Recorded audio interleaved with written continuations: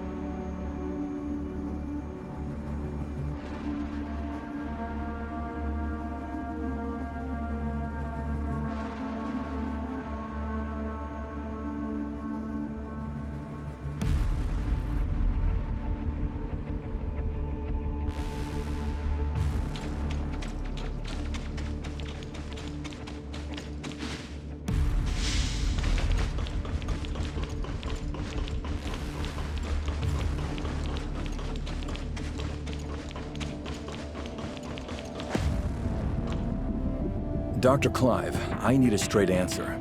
Can you guarantee that the artificial Crystamax is safe now? Archon, during the incident, the Crystamax displayed a field ability hitherto unseen in all of our experiments. We need to conduct more comprehensive tests on the sample, and until we do, I am unable to guarantee that it's safe. Dr. Clive, do you have any idea about what could have caused this? That creature in the hall was actually an artificial Crystamax parasite and a Singer-type droid. It even displayed sentience, which is something a normal Crystamax from a gray space entity could never have. What's more, after successfully taking control of its host, that Crystamax displayed a field ability we had not seen before. It was totally beyond anything we could have imagined. We incorporated tissue samples from 3 known abysses in cultivating this Crystamax, but none of them had this ability to pass through solid walls, so this Crystamax seems to have evolved new field abilities during its development. This trait is something we've never seen or even considered before, I admit. Perhaps I was too optimistic and let myself get a little careless. I will take full responsibility for this incident. Moreover, Reports from the scene indicate that the out-of-control Abyssant displayed some abnormal behavior before it was defeated. Our information suggests that it seems to possess human-like intelligence, acts with purpose, and even makes human-sounding noises. Lynn, you were the closest to that thing. Do you think it possessed a level of intelligence similar to our own? I'm sorry, Archon. Nothing really jumped out at me. While its behavior was certainly out of the ordinary, I don't think it really has the ability to communicate with us. After all, it's not a real gray space entity, just an artificial Christomax, a parasite on a mechanical host. Perhaps it was unconsciously imitating our behavior and merely mimicking human noises. Gray space entities are communicating with humans. In all of my research, I've never even heard of such a thing. I think I have a good grasp of what transpired now.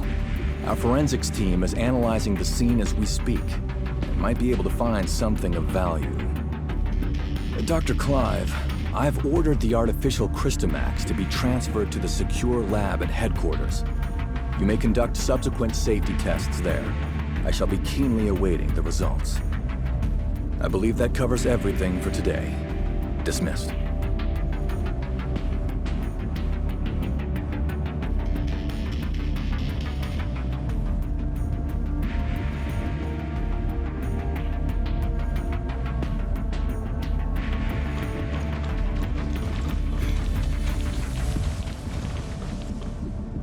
Was there anything else?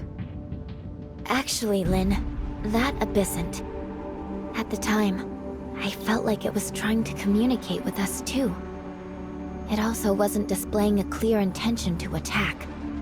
Before Dr. Clive fired the first shot, at least. Huh. So you also think it was trying to talk to us? Miss Lynn, it might be a good idea to suggest Archon Larson and Dr. Clive pay more attention to this idea. I'll certainly bear your suggestions in mind. Thank you.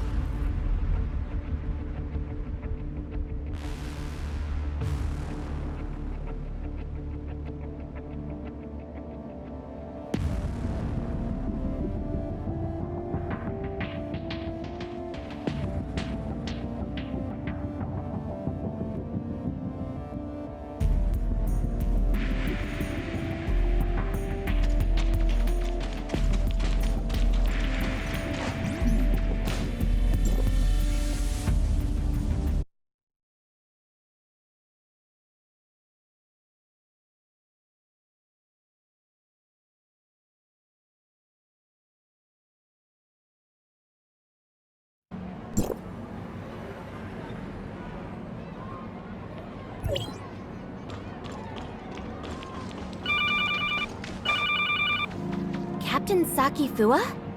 Executor? Shirley? I have something important to discuss with you. Do you have time? We're on standby. Then, I'll be waiting for you at the Security Special Forces rooftop. Please come see me as soon as you can. It sounds serious from Saki's tone. Could it have something to do with the last Gray Space Entity assault? We better go see her then.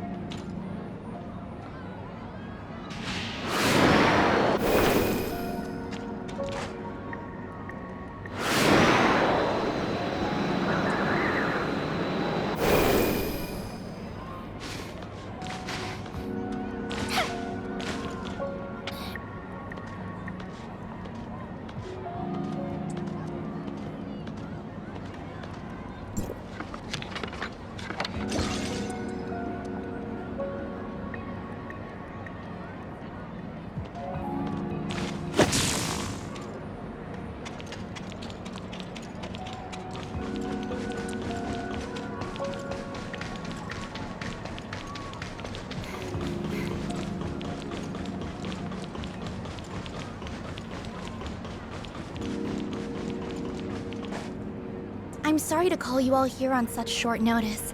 I feel there's something you need to know about Lynn.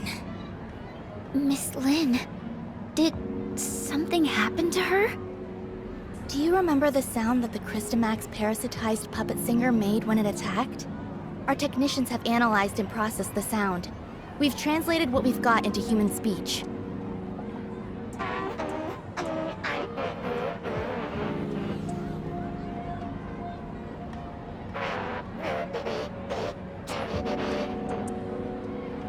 She's calling for... Ruby? If it really came for Ruby, then Lynn must have hidden something from us. Both about the monster and Ruby. But why would Ruby have anything to do with it? Ruby's identity has always been mysterious. She suddenly appeared beside Lynn about 2 years ago. Lynn only said Ruby was entrusted to her by a friend, but she has never said anything about who that friend was. What's more, we couldn't find anything on Ruby. It seems like Lynn is intentionally trying to keep Ruby's identity a secret. After the attack, the reason that she denies that she conversed with the monster is she doesn't want us to know about Ruby's involvement in all this. Why did Miss Lynn do that?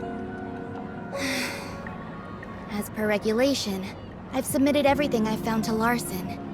He will soon be holding an inquisition at Cloud Top regarding Lynn. But before that, I want to see if you two have anything to say. You were there. Did I miss anything that went down between Lynn and the monster? Before Dr. Clive suddenly came in and opened fire, the enemy wasn't hostile. It was trying to communicate with Lynn. But if Miss Lynn wanted to hide this from us, she could have sent Shirley and me away and taken care of it herself. I believe in Miss Lynn. She has always acted in the best interest of the people here. There must be something more to this than we know. I also trust that Lynn would never betray Meroria, but her actions are, indeed, suspicious. We have to tread carefully for the safety of the city. Archon Larson wants both of you to be there at Lynn's Inquisition. We can only hope Lynn can explain all this, but I wonder how deep this rabbit hole goes.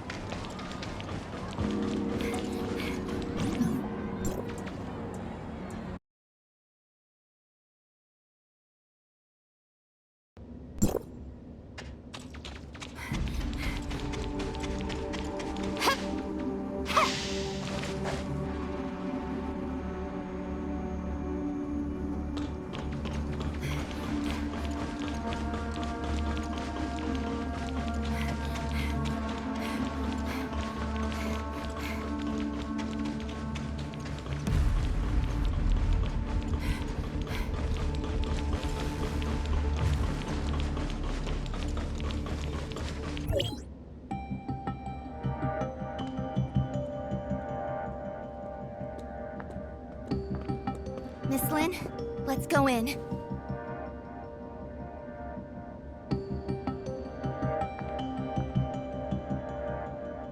Don't forget what I told you before you slept. I remember. Then wait here for me. I'll be right out. Uh-huh. Let's go then.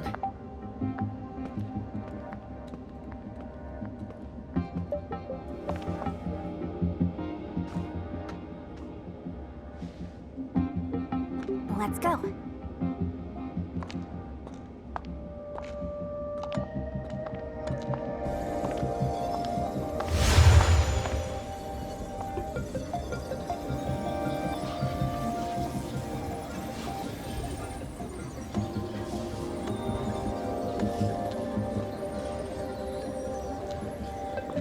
Ruby?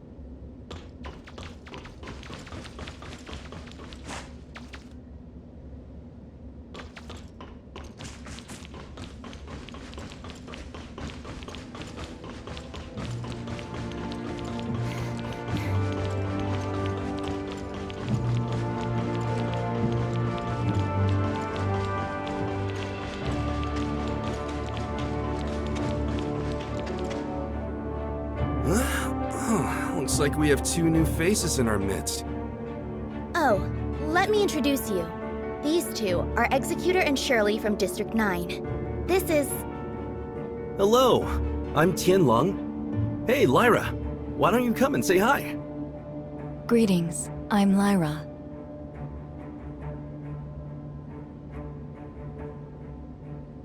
Tian Lang is District 7's High Executor and is dispatched on a mission. Ms. Lyra is the current president of the Magdalene Foundation, as well as Archon Larson's special consultant. I'm sorry that my work required me elsewhere. No, everything happened because of me. Sorry for taking up all your time. Now that we're all here, let's get started. Archon Larson. I believe everyone here already knows about what happened a few days ago at the Listener Conference. Despite how the puppet singer was destroyed, and the artificial Christomax was relocated, it has a significant effect on things. Many have started questioning whether or not Miroria's defense systems are able to withstand gray space entity attacks. These concerns are understandable since gray space entity attacks have never happened inside Miroria. If we cannot guarantee our denizens' safety, it stands to reason that we will lose their trust. Captain Saki Fuwa has doubled the patrols in Miroria, and Lyra will be assisting in upgrading the city's current surveillance systems. However, these are but contingencies and responses to an emergency incident. We need to prevent similar situations from taking place in the future. Lin, Captain Saki Fuwa should have already relayed the results of the investigation to you. Would you please explain why you concealed the fact that the puppet singer could communicate with you? And what exactly did it say to you? Now that the Security Special Forces reports are out, there's nothing more I could say other than... I'm sorry, Archon Larson. I concealed it not because I have an agenda or harbor ill will. There are just some things that I feel are not ready for the public eye.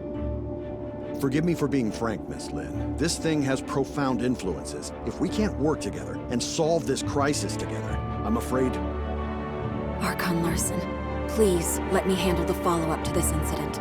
I promise I'll present a satisfactory answer to everyone. I'll just need some extra time. Lin, I've trusted you. and I'm willing to believe that there is a reason for your actions. However, I cannot allow you to put the whole city in danger. Archon Larson is responsible for the safety of the entire city. Please understand that, Lynn. It spoke Ruby's name. That's the kid who hangs around you. The Security Special Forces have completed their investigation into Ruby's identity and past, and found no activities beyond the last 2 years. Lynn, who is this kid? Archon Larson, I vouch for Ruby that she's always been a good kid. I'll educate her well and be held responsible for all her actions. I don't need you to take responsibility. I only want to know what the relationship between that kid and the artificial Crystamax parasitized monster is. Security alert. All non-combatants, please proceed to the nearest safe zone. Ruby. Archon Larson, please give the order to lock down all exits immediately. You have your orders, Captain Sakifua. Don't worry about me.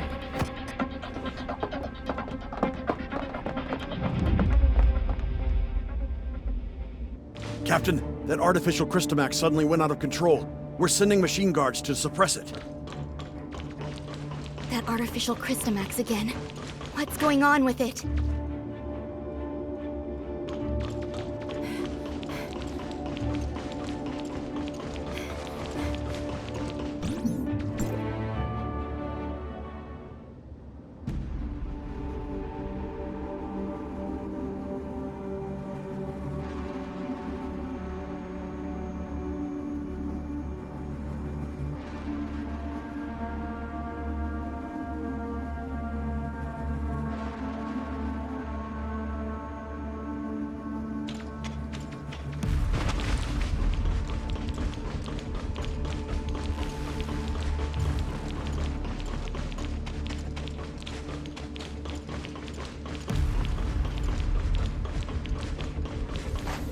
Look, the storage vessel for the artificial Crystamax.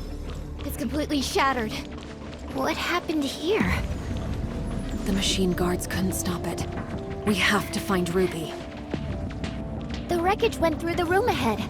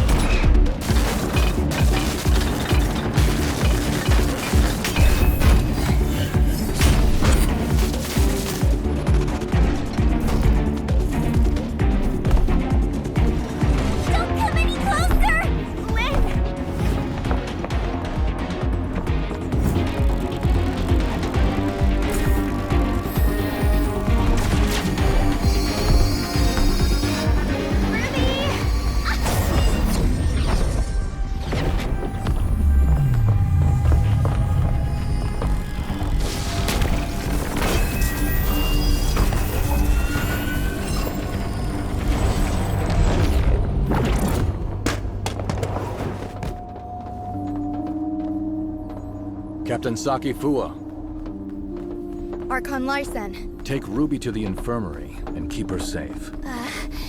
Yes, sir! Lynn, I need an explanation from you.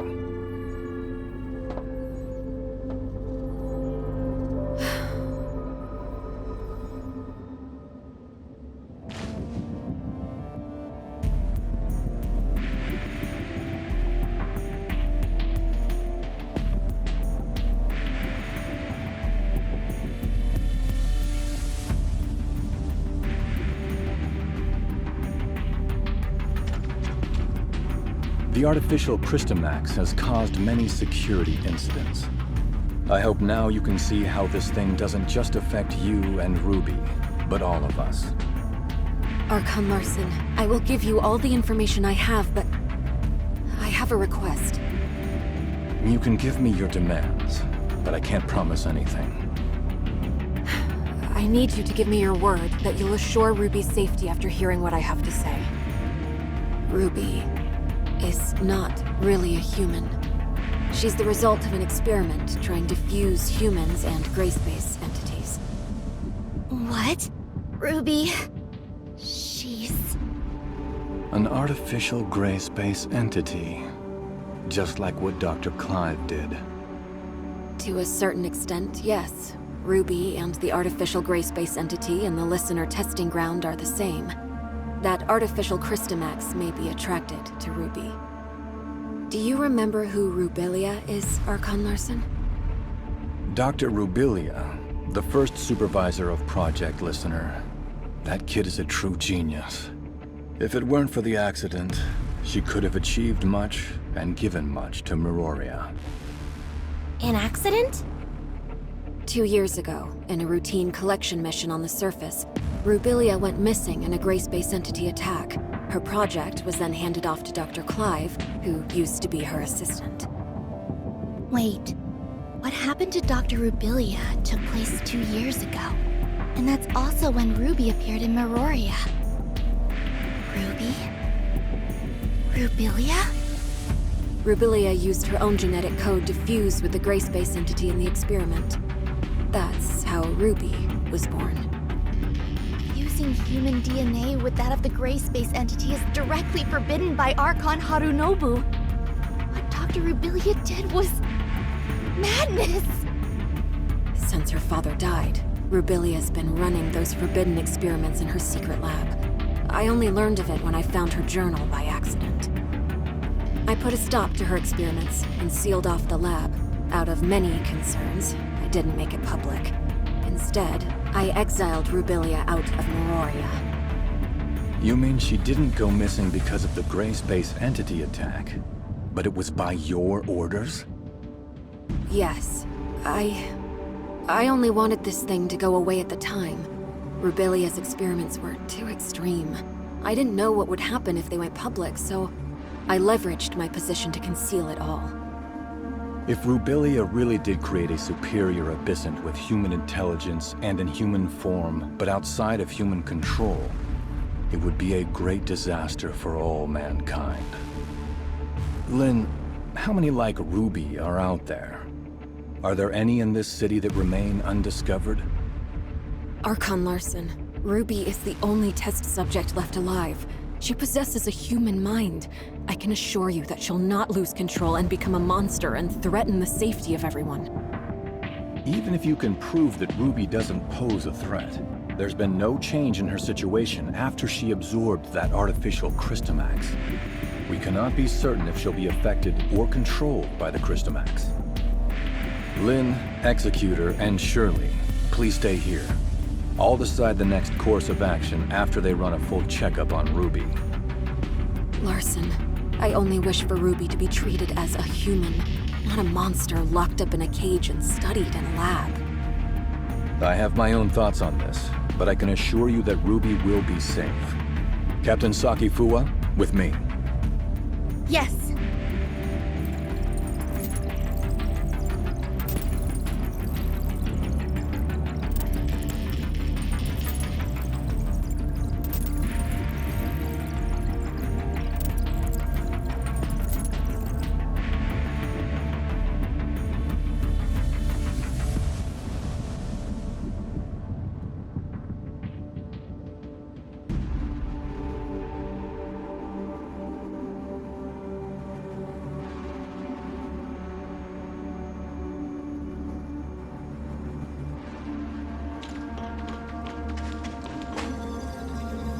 Ruby is still in a coma. We did a full examination on her, but due to her unique physical conditions, we cannot assess her status using normal human standards.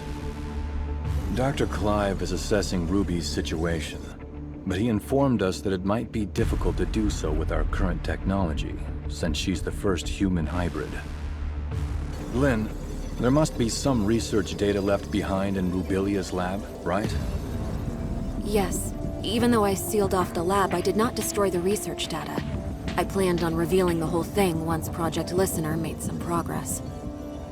We're facing a problem, and the redacted data may hold the key to solving it.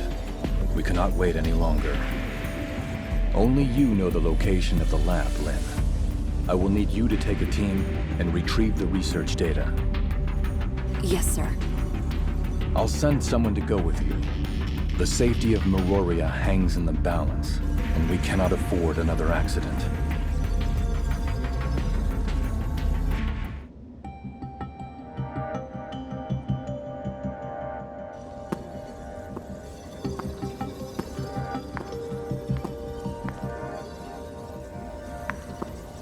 Archon Larson has told me all about it. Miss Lin, it seems like you've kept quite a number of things from us. Tian Lang, Miss Lyra. Lin, long time no see. Miss Lyra will remain in Meroria to assist us with this investigation. Tian Lang will go with you to the restricted experiment zone. Lin, do not disappoint us again.